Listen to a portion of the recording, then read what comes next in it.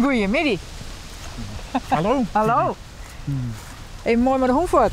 Even met het hond naar het strandje geweest.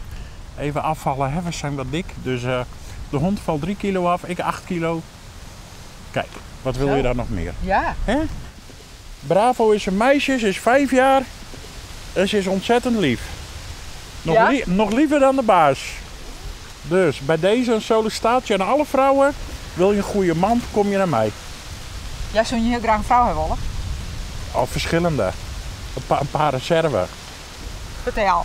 Eentje voor het geld, eentje voor de schoonmaak, eentje voor de inhoudelijke en de uitgaande lichaamsdelen. Nou, dan heb je toch alles? Maar ik heb er nu 2 hoor, dus ik moet even bijvullen weer. Je hebt 2 vrouwen? 2 vrouwtjes, ja. En wat hoort dat in?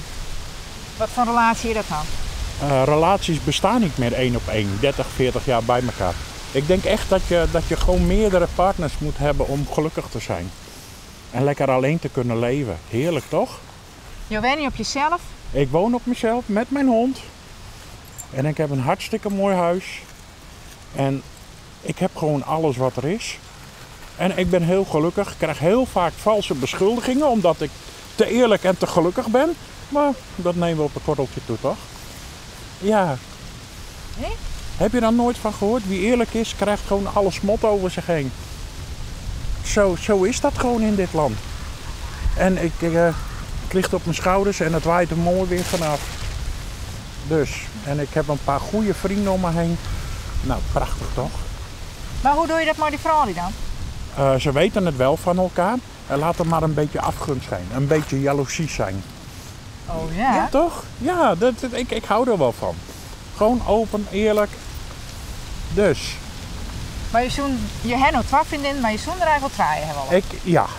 Ik moet nog eentje aan mijn harem toevoegen. Wat mist er op het moment dan? Iemand die het huishouden doet. Dit meen je net. Ja, dat meen ik echt. Serieus. Ja, iemand die gewoon zegt van ik vind een huishouden leuk, ik ga het huishouden doen.